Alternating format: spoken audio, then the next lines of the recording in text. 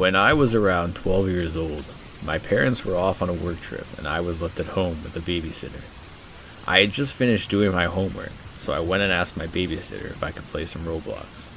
She said it was alright and that dinner would be ready in an hour, so I ran over to the family computer and opened up Roblox. As soon as I opened up Roblox, I noticed I had a friend request from somebody. I thought that was odd because most of the kids at school hated me.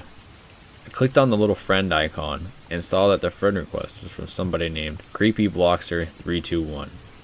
The guy's avatar was a Caucasian male with slicked back brown hair, a pair of jeans, a stained white tank top, and a weird glitched smiling face. I had never seen this face on Roblox before. It was some creepy photorealistic image of a man smiling. I thought maybe it was a glitch, but it still creeped me out, so I declined the friend request and went back to the homepage. I was about to play my favorite game. I think it was one of those adopt and raise a baby games, when I got a DM from the same Creepypasta321 user whose friend request I had declined earlier. I thought this was odd, because in Roblox, you can DM people who you're friends with, but I opened it anyways. The message he had sent me was not actually a message, but a photo. This weirded me out even more, because Roblox didn't let you send photos in DMs. I clicked on the image and it was some strange rusty refrigerator that appeared to be in an abandoned building. Underneath the refrigerator was some kind of dark liquid pooling up on the floor. I'll be honest, the image kind of creeped me out, so I blocked the guy and carried on playing.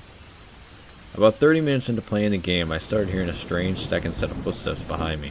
I figured it was another player, but when I turned around, nobody was there.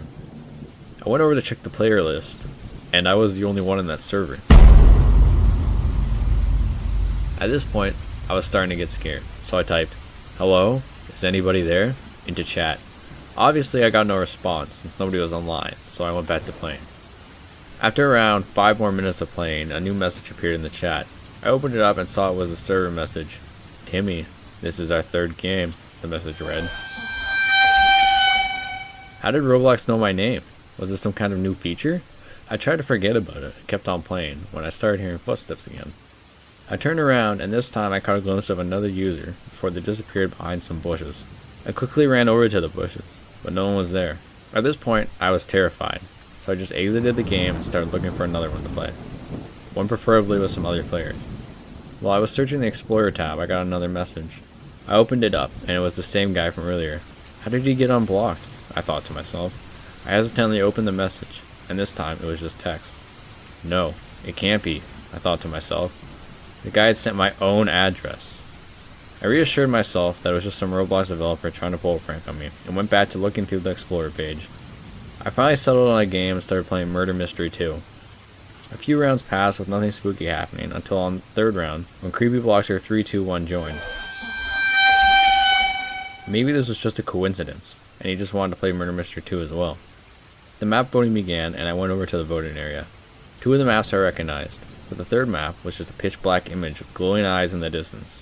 The name of the map was a bunch of indiscernible Zalgo text. Maybe this was just a glitch.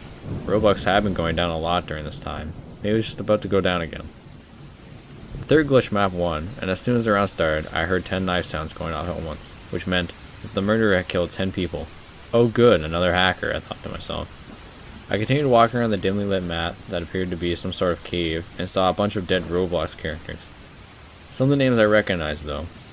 They were the names of my classmates. I checked the users tab, and the same was true.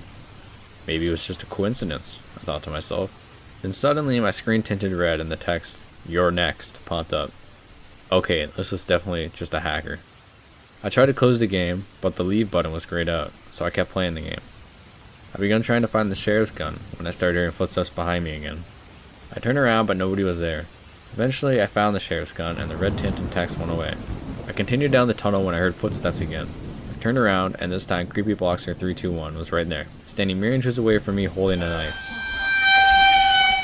I quickly pulled out the gun, but as soon as I fired a shot, he disappeared. Suddenly the round ended, and it said I had lost.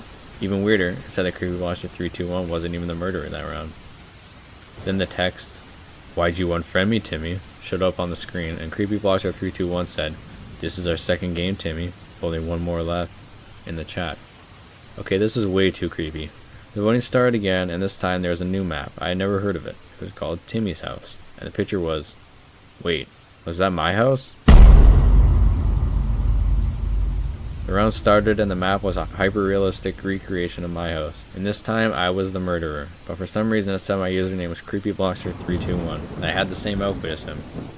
I figured it was a glitch and kept playing. I noticed that everyone had left except me, Creepypasta321, and a new user named Catherine Bumps. Wait a minute.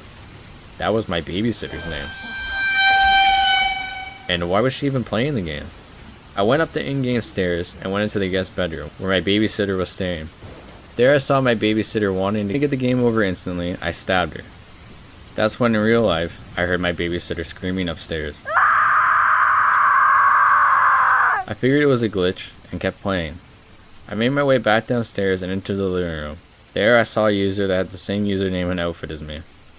I walked up to them, and that's when I heard footsteps behind me in real life. I turned around and saw a 7-foot Caucasian man with a big kitchen knife wearing jeans, a stained white tank top, and a creepy realistic smiling mask.